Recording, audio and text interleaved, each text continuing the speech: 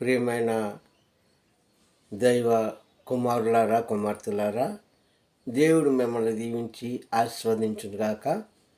ఈ మా Jesus blessing అనే ఛానల్ ద్వారా వాక్యాన్ని వింటున్న మీ అందరినీ దేవుడు దీవించి ఆశీర్వదించి కృపావాత్సల్యతో నింపును కాక. ఆమేన్. మీ అందరూ కూడా బాగున్నారు కదా. ఈరోజు వాక్య సందేశం చూసినట్లయితే ఆపద కాలమున అన్న అంశం మీద కొన్ని మాటలు మనం గ్రంథంలోంచి నేర్చుకుందాం. ప్రియ సంగమా, ఇక వాక్యాంశంలోకి వెళ్ళినప్పుడు సారాంశం చూసినట్లయితే ఆపద అనేది ఎలా వస్తుంది మానవునికి? అది ఎవరి వల్ల వస్తుంది అంటే దేవుడి వల్ల కాదు అన్న సత్యము అందరికీ తెలుసు. దేవుడు ఆపద కలిగించేవాడు కాదు అన్న సత్యం కూడా అందరికీ తెలుసు. మరి ఎలా వస్తుంది అంటే చాలామంది సర్వసాధారణంగా చెప్పే మాట ఏమిటంటే, మనం చేసిన తప్పుదమ్ములే మనం ఆపదలో పడేస్తుంటాయి, చీకటిలో నడిపిస్తుంటాయి, కష్టాల్లో నడిపిస్తుంటాయి, బాధల్లో నడిపిస్తుంటాయి అని మనం అనుకుంటాం. నిజం. కానీ మానవుడు కూడా దానికి కారణం కాదు, మనిషి కూడా దానికి కారణం కాదు. మరి ఇంకెవరో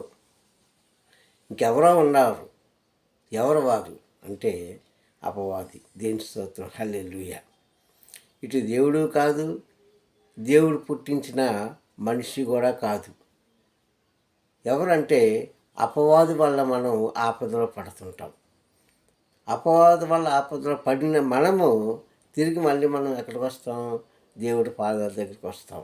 అయితే దయగల తండ్రి, కనికర సంపన్నుడు కలిగిన దేవుడు మన మీద కనికరపడి చక్కటి వాగ్దానం ద్వారా మనల్ని ఆశీర్వదిస్తుంటాడు. దేవుని స్తోత్రం, హల్లెలూయా. ఎలా ఆపదలో మనం పడుతుంటామంటే లోక ఆశలు. దేవుని స్తోత్రం, హల్లెలూయా. లోక ఆశలు బట్టి మనిషి ఆపదలో పడుతుంటాడు. ఎందుకంటే మానవుని యొక్క ఆశకు అంతు లేదు అంటారు ప్రజలు, పూర్వీకులు. నిజం. మనిషికున్న ఆ ఆశకు అంతే లేదు. ఎంతైనా కావాలి, ఎంతైనా చేయాలి, ఏదైనా సాధించాలి, ఎంతైనా సంపాదించుకోవాలి, ఎత్తైన శిఖరాల మీద అనగా ఆస్తులు అంతస్తుల మీద ఉండాలని ఆశ. ఈ ఒక్కటే మనిషిని ఏం చేస్తుంటాయి? పాతాళానికి దిగజారిపోతుంటాయి. దేని స్తోత్రం, హల్లెలూయా. జ్ఞాపకం చేసుకో క్రైస్తవుడా, నీకు అలాంటి ఆలోచన ఉందా? నీవు అలాంటి మార్గంలో నడుస్తున్నావా? నీవు అలాంటి దాన్ని ఆశిస్తున్నావా, అపేక్షిస్తున్నావా? నీవు ఆ మార్గంలో నడవాలని అనుకుంటున్నావా? ఏదొక్క రోజు నువ్వు ఆపదలో పడిపోతావు. జాగ్రత్త. అందుకే దేవుడు కనికర సంపన్నుడు కనుకనే ఒక వాగ్దానం ఇస్తున్నాడండి. చూడండి ఇప్పుడు వాక్యం. దేవుని స్తోత్రం, హల్లెలూయా. 20వ అధ్యాయము సంకీర్తనలో ఆయన అంటాడు కదా, ఆపద కాలమందు యెహోవా నిన్ను ఆదుకొనును అన్నాడు. దేవుని స్తోత్రం, హల్లెలూయా. ఏమన్నాడండి? ఆపద కాలంన యెహోవా నిన్ను ఆదుకొనును. ఎందుకు ఆదుకుంటున్నాడో తెలుసా? ముందుగా చెప్పుకున్నట్టుగా నీలో ఆశ లేకపోతే నువ్వు ఆ గోతులో పడవు. నీలో కోరిక లేకపోతే వాడి వెనకాల వెళ్ళవు. కానీ ఈరోజు ప్రపంచం అంతా కూడా అపవాది వెనకాలే ప్రయాణం చేస్తుంది. కానీ చివరికి గమ్యం ఏంటో తెలుసా? క్రీస్తే. దేని స్తోత్రం, హల్లెలూయా. క్రీస్తు చూస్తున్నాడు అలాగా.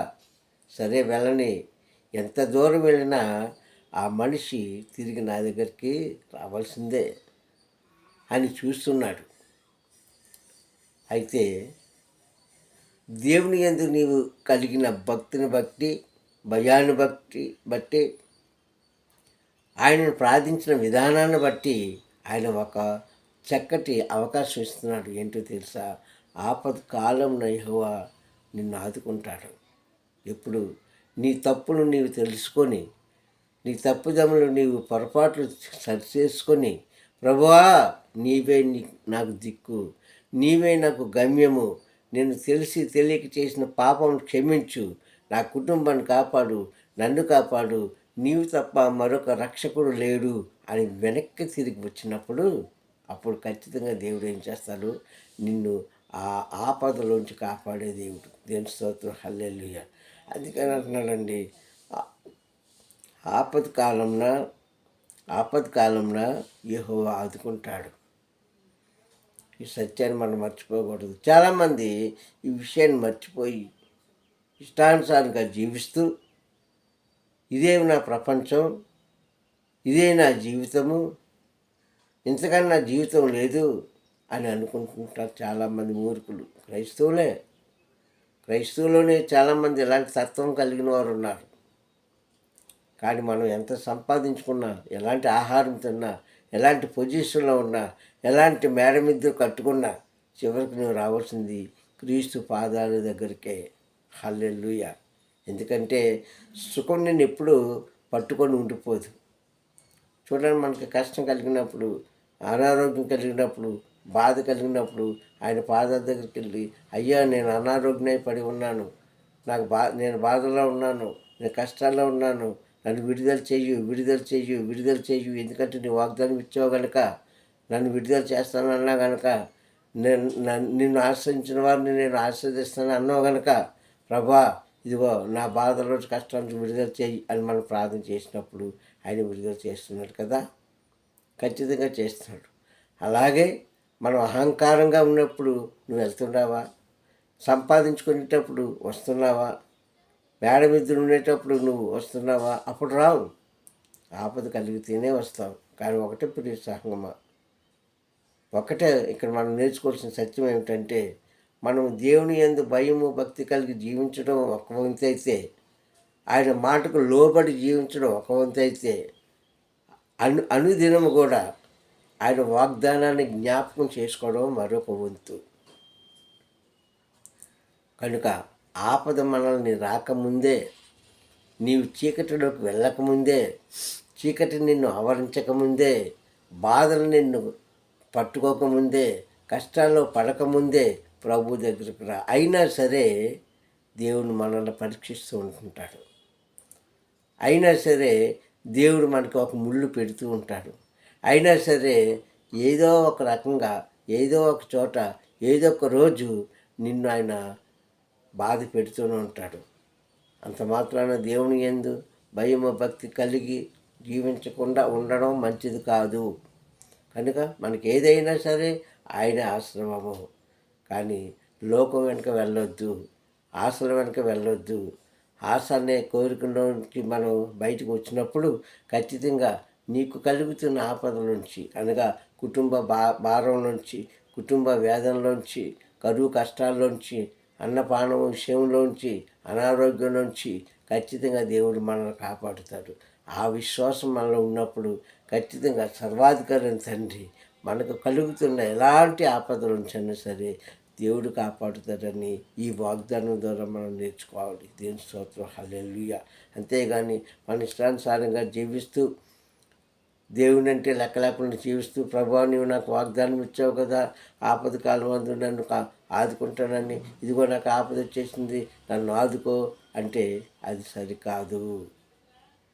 సరికాదు. నిన్ను పిలుస్తున్నవాడు మూడోవాడు ఉన్నాడే, వాడు పిలవకముందే, వాడు పిలుపుకి నువ్వు లోబడకుండా, అంటే అపవాదికి నీవు లోబడకుండా ఉన్నప్పుడు ఖచ్చితంగా దేవుడు నిన్ను ఆశీర్వదిస్తాడు.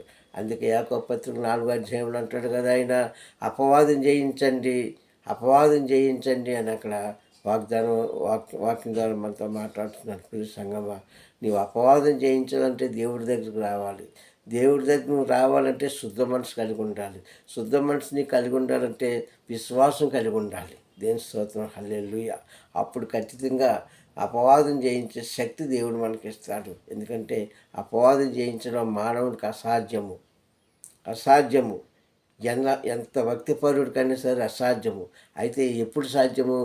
దేవుడి యొక్క శక్తి నీలో ఉన్నప్పుడు, దేవుడి యొక్క శక్తి నీకు తోడే ఉన్నప్పుడు అప్పుడు సాధ్యం తప్ప నీ మట్టుకు నీవు అపవాదం జయించలేవు. ఇది అసాధ్యము. అందుకే దేవుడు అంటున్నాడు, నీవు నా తట్టు తిరుగు, నేను నీ తట్టు తిరుగుతాను అంటాడు. ఆ కింద వచనాలు అంటాడు, మీరు దేవుడి దగ్గర రండి, అప్పుడు దేవుడు మీ దగ్గరికి వస్తాడు. అంటే ఏంటి? ఆయన వాక్యానికి లోబడండి. ఆ వాక్యం నిన్ను ఎక్కడికి నడిపిస్తుంది? వెలుగులోనికి నడిపిస్తుంది. ఏం చేస్తుంది? నిన్ను అంతస్తు మీద నడుస్తుంది. అంటే సంపాదన మీద కాదు, కానీ ఆశీర్వాదమైన అంతస్తు మీద మనిషిని నిలబెడుతుందని వాగ్దానం ద్వారా దేవుడు ఇస్తున్నాడు. దేవుని స్తోత్రం, హల్లెలూయా. ఎంతమంది ఈ విషయాన్ని జ్ఞాపకం చేసుకుంటున్నారు. కానీ ఈరోజు చూసినట్లయితే 189% 189% క్రైస్తవులు ఆశల వెనకాల పరిగెడుతున్నారు, కోరిక వెనకాల పరిగెడుతున్నారు, ధనం వెనకాల పరిగెడుతున్నారు, అంతస్తుల వెనకాల పరిగెడుతున్నారు, కీర్తి ప్రతిష్ట వెనకాల పరిగెడుతున్నారే కానీ ఈ పరుగు పందెంలో ఎక్కడ నువ్వు పడిపోతావన్న సంగతి క్రైస్తవులు మర్చిపోతున్నారు. జాగ్రత్త. నిన్ను కాపాడేవాడు, కన్ను రెప్పవలే కాపాడేవాడు, కంటికి రెప్పవలే కాపాడేవాడు, కునుకడు నిద్రపోకుండా కాపాడేవాడు ఒకడున్నాడన్న సంగతి నువ్వు జ్ఞాపకం చేసుకుంటే ఆశల వెనకాల నీవు పరిగెట్టవు. ఎందుకంటే అడుగుడి ఇవ్వబడినన్నావు. నీ విశ్వాసంతో అడుగుతున్నావా? అలాగడిగితే నీవు ఏదైతే కోరుకుంటున్నావో అది నీ పాదాల దగ్గరకు తీసుకొచ్చి పెడతాడు దేవుడు. ఎందుకంటే తన పిల్లలం గనక తన చేతిలోంచి తన చేతి ద్వారా మనం పుట్టించబడి ఉన్నాం కనుక, తన నోటి ద్వారా మనం బ్రతుకుతున్నాం కనుక, ఆయన కరుణ ద్వారా మనం జీవిస్తున్నాం కనుక మనకి ఏదైతే కావాలో, ఒక పక్షి తన పిల్లలకి ఎలాగైతే ఆహారం తీసుకొచ్చి పెడుతుందో అలాగే తన తండ్రి అయిన యెహోవా కూడా తన కుమారుడైన క్రీస్తు ద్వారా మనకు ఆహారాన్ని పెడతాడు. ఎందుకు చింతిస్తున్నావు? ఎందుకు బాధపడుతున్నావు? ఈరోజు నీ దగ్గర ఏమీ లేదా? సంఘం అంతా నిన్ను వెలేస్తుందా? సంఘస్థులందరూ నిన్ను దూషిస్తున్నారా? నిన్ను అసహించుకుంటున్నారా? అయినా సరే భయపడవలసిన పని లేదు విశ్వాసి. ఎందుకంటే నీవు దేవుడి మీద ఆనుకునేటప్పుడు ఏదొక్క దినాన ఆయన ఆశీర్వాదమైన తలుపు తెరుస్తాడు. ఆశీర్వాదమైన తలుపు తెరిచినప్పుడు నీకున్న ఆపదలన్నీ కూడా తొలగించి ఆయన దీవిస్తాడని ఈ వాక్యం ద్వారా మీకు తెలియజేస్తున్నాను. ప్రార్థన చేసుకుందాం. ప్రేమ స్వరూపే దయగలనైనా అన్ని పొందుతూ ఈ యొక్క సమయంలో వాక్య ద్వారా మాట్లాడాలి తండ్రి. నిజమే తండ్రి, మేము ఆపదలో పడిపోవడానికి కారణం తండ్రి యేసయ్య అపవాది కనుక. అయ్యా, అపవాదం జయించడం మా శక్తి కాదు తండ్రి. అయ్యా, నీవు లేనిదే మేమేమి కూడా సాధించలేము కనుక అయ్యా, మేము అవివేకుల వల్లే కాకుండా వివేకుల వల్లే జీవించి అయ్యా తండ్రి నీ మాట విని నీ మార్గంలో నడుచుకునే భాగ్యం కలుగు చేసి అయ్యా నీ తట్టు తిరిగే భాగ్యం కలుగు చేసి నీవిచ్చే తండ్రి ఆశీర్వాదం పొందుకునే ధన్యత కలుగు చేస్తామని క్రీస్తు నామంలో ఈ ప్రార్థన అడుగుతున్నాను పరమ తండ్రి. ఆమేన్, ఆమేన్, ఆమేన్. మీ అందరికీ మరొకసారి వందనాలు. మా జీసస్ ప్లస్సింగ్ అనే ఛానల్ని ఇంతవరకు సబ్స్క్రైబ్ చేసుకోలేని వారు చేసుకొని లైక్ చేసి షేర్ చేయండి. దేవుని యొక్క దీవులు సదా మీ మీద ఉండునుగాక. ఆమేన్.